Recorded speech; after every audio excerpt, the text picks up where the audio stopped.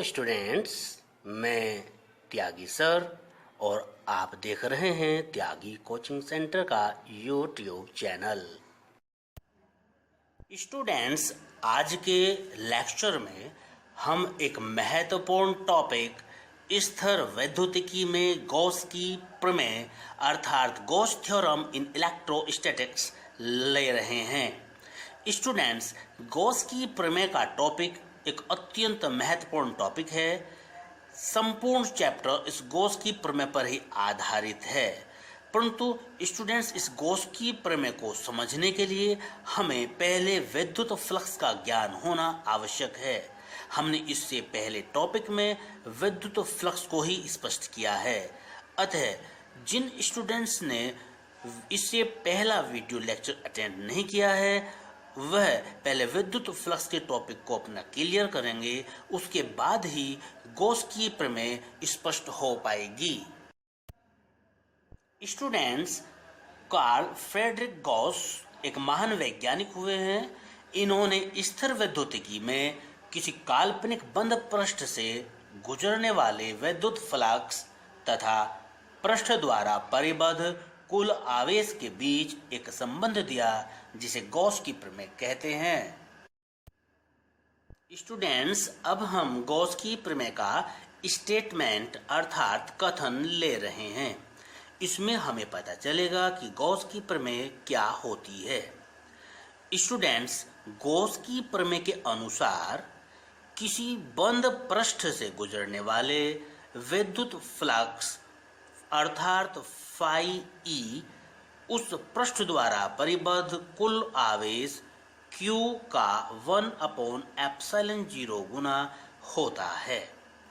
तो स्टूडेंट्स, हमने इस कथन में क्या सीखा उसे अब हम गणितीय रूप में लिख रहे हैं अर्थात मैथमेटिकल फॉर्म में लिख रहे हैं।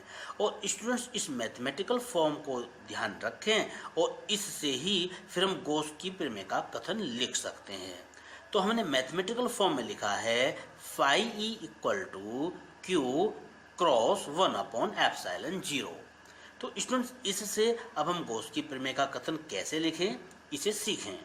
तो स्टूडेंट्स, हम मान लेते हैं कि ये हमारे पास एक बंद पृष्ठ है और ये जो हमने लाइन खींची है तो ये लाइन विद्युत फ्लक्स है जो कि उस बंद पृष्ठ से गुजर रहा है और यहाँ ई विद्युत क्षेत्र को प्रदर्शित कर रहा है।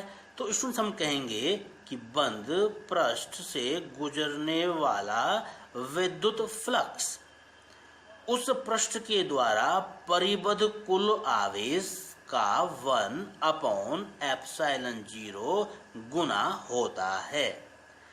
तो स्टूडेंट्स, हमने सीखा कि कोई भी एक बंद पृष्ठ हमारे पास है, उससे जो गुजरने वाला फ्लक्स होता है अर्थात फाई ई होता है वह उस पृष्ठ से परिबद्ध जितना भी आवेश है उस आवेश का 1/ε0 गुना होता है। स्टूडेंट्स, इसे हम इस फॉर्म में भी लिखते हैं phi E equal to integration E dot d A equal to Q/ε0 हमने अभी प्राप्त किया है। Phi E equal to Q/ε0 तो हमने अभी प्राप्त किया है और phi equal to integration E dot d A हम ये डेफिनेशन से जानते हैं विद्युत फ्लक्स की, तो ये इसके बराबर हमने दिखा दिया है। तो स्टूडेंट्स, ये जो फॉर्म है ये गॉस की प्रमेय का समाकल रूप अर्थात इंटीग्रेशन फॉर्म कहलाती है। स्टूडेंट्स, अब हम गॉस की प्रमेय को प्रूफ कर रहे हैं।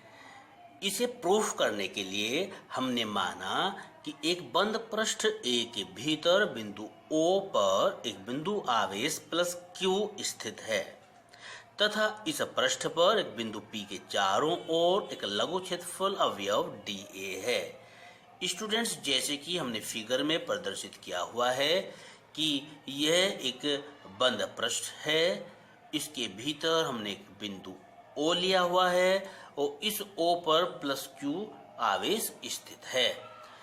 स्टूडेंट्स, ये जो बंद पृष्ठ है ये हमने दिखाया हुआ है कि इस बंद पृष्ठ का जो क्षेत्रफल है वह A है। हमने इसे यहाँ फिगर में भी प्रदर्शित किया है। स्टूडेंट्स, प्लस O पर जो प्लस Q आवेश स्थित हमने माना है उसके कारण हमने एक बिंदु P पर विद्युत क्षेत्र की तीव्रता को E दिखाया है। स्टूडेंट्स यह बिंदु P के चारों ओर हमने एक लघु क्षेत्रफल अवयव DA लिया हुआ है। स्टूडेंट्स ये जो हमने लघु क्षेत्रफल अवयव लिया है, पहले हम इससे गुजरने वाले विद्युत फ्लक्स को ज्ञात करेंगे, फिर उसकी हेल्प से हम इस संपूर्ण बंद पृष्ठ के क्षेत्रफल से गुजरने वाले विद्युत फ्लक्स को ज्ञात करेंगे। तो स्टूडेंट्स हम क्षेत्रफल अवयव DA से गुजरने वाला फ्लक्स ज्ञात कर रहे हैं। स्टूडेंट्स सूक्ष्म अवयव क्षेत्रफल से गुजरने वाला फ्लक्स d फाई E से प्रदर्शित होता है। यह हमने विद्युत फ्लक्स के टॉपिक में पढ़ा कि अगर संपूर्ण क्षेत्रफल से गुजरने वाला फ्लक्स है तो उसे हम केवल फाई E से प्रदर्शित करते हैं, और अगर सूक्ष्म अवयव क्षेत्रफल से गुजरने वाला फ्लक्स हमें ज्ञात करना है तो उसे हम d फाई E से प्रदर्शित करते हैं। और स्टूडेंट्स इसके लिए हमने फॉर्मूला भी पढ़ा था कि जो E और DA होता है उसका स्केलर गुणन उस सूक्ष्म अवयव क्षेत्रफल से गुजरने वाला विद्युत फ्लक्स कहलाता है। तो हमने यहाँ E और DA का स्केलर गुणन अर्थात डॉट प्रोडक्ट लिया हुआ है। स्टूडेंट्स यहाँ पर हम एक फॉर्मूला अप्लाई करने जा रहे हैं जो कि हमने फर्स्ट ईयर में वेक्टर के चैप्टर में पढ़ा था। हमने वहां दो वेक्टरों के स्केलर गुणन के लिए फॉर्मूला पढ़ा था, a dot b equal to A B cos theta. तो स्टूडेंट्स यहाँ पर a के स्थान पर E और b के स्थान पर DA है। तो जब हम ये फॉर्मूला अप्लाई करते हैं तो E डॉट DA के स्थान पर हम पाते हैं E DA कॉस थीटा।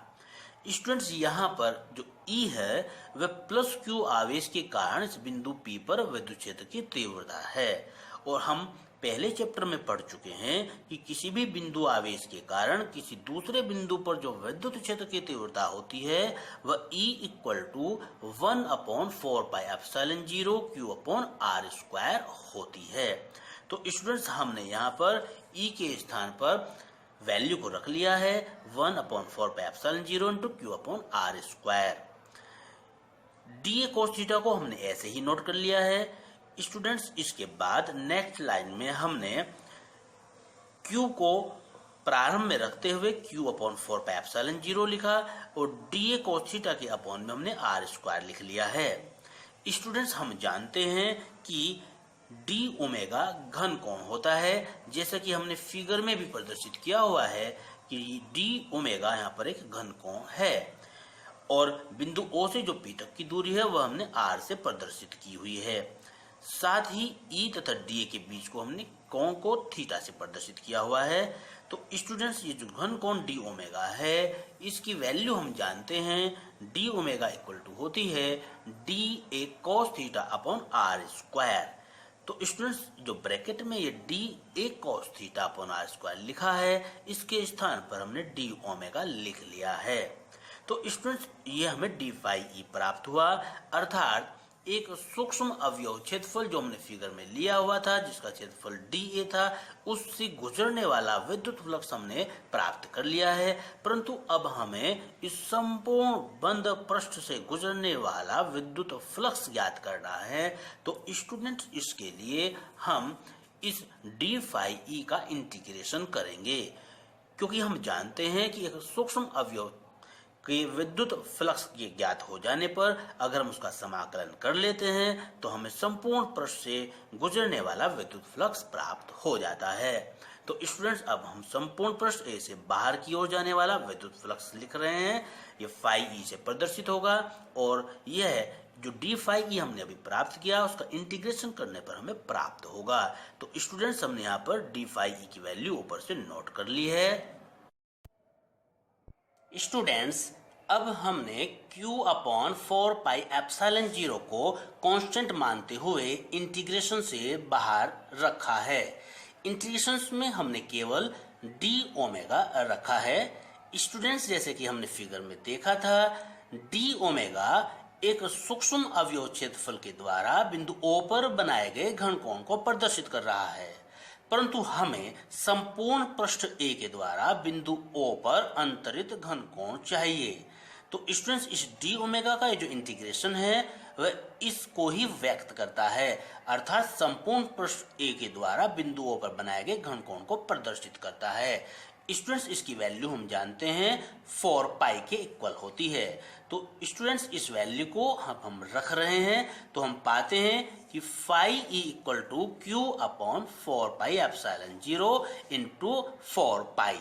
तो स्टूडेंट्स हम यहाँ पर देख रहे हैं कि यहाँ पर 4 पाई से 4 पाई कैंसिल हो रही है। तो स्टूडेंट्स 4 पाई से 4 पाई कैंसिल होने के बाद हमें फाई इक्वल टू प्राप्त हुआ क्यू अपॉन एप्सिलॉन 0। स्टूडेंट्स इसे हम इस फॉर्म में भी लिख सकते हैं phi equal to Q into 1 upon epsilon 0। Students ये फॉर्म ही हमें प्राप्त करनी थी। स्टेटमेंट में हमने मैथमेटिकल फॉर्म जो गॉस थ्योरम की दिखाई थी वह यही थी, अतः हमने गॉस थ्योरम प्राप्त कर ली है। इसकी हेल्प से एक बार फिर से अगर हम स्टेटमेंट देना चाहें तो हम ये कहेंगे कि किसी बंद पृष्ठ से गुजरने वाला विद्युत फ्लक्स उस बंद पृष्ठ द्वारा परिबद्ध कुल आवेश Q का 1 अपॉन एप्सिलॉन 0 टाइम्स अर्थात गुना होता है।